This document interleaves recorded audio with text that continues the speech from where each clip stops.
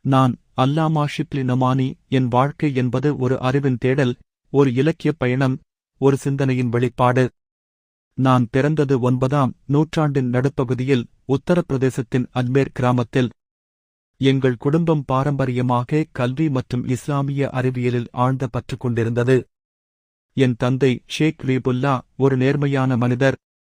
அவரிடமிருந்துதான் நான் முதல் கல்வியைப் பெற்றேன். சிறு வயதிலேயே குரான், ஹதீஸ், பாரசீக மொழி, உருது இலக்கியம் ஆகியவற்றில் ஆர்வம் காட்டினேன். பின்னர் அலிகர் முஸ்லிம் பல்கலைக்கழகத்தில் சேர்ந்து சையத் அகமது கானின் நவீன கல்விக் கொள்கைகளால் ஈர்க்கப்பட்டேன்.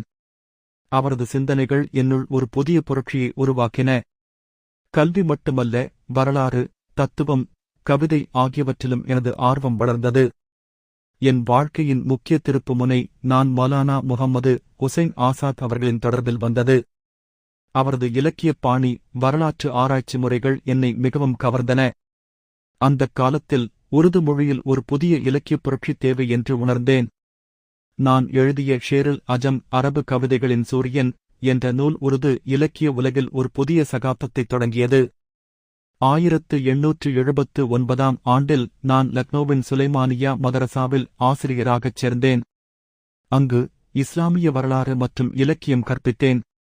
என் மாணவர்களுக்கு நான் எப்போதும் சொல்வேன், கல்வி என்பது புத்தகங்களை மட்டும் படிப்பது அல்ல, அது ஒரு சமுதாயத்தின் முன்னேற்றத்திற்கான ஆயுதம். என் வாழ்க்கையின் மற்றொரு பெரிய சாதனை அல்பாருக் என்ற நூலை எழுதியது. இந்த நூலில் கலயிப்பா உமர் ரலி அவர்களின் வாழ்க்கை மற்றும் ஆட்சியை விரிவாக ஆராய்ந்தேன். இது உருது மொழியில் எழுதப்பட்ட முதல் வரலாற்று ஆய்வு நூல்களில் ஒன்றாகும். இந்த நூலை எழுதுவதற்கு நான் பல ஆண்டுகள் ஆராய்ச்சி செய்தேன். அரபு, பாரசீகம், உருது ஆகிய மொழிகளில் உள்ள ஆதாரங்களைத் தேடிப் படித்தேன். என் நோக்கம் ஒன்றுதான், இஸ்லாமிய வரலாற்றை உண்மையான வடிவில் மக்களுக்கு எடுத்துரைக்க வேண்டும். 1901ஆம் ஆண்டில் நான் தாருல் முசன்னிஃபீன், எழுத்தாளர்களின் வீடு என்ற ஒரு ஆராய்ச்சி நிறுவனத்தை நிறுவினேன்.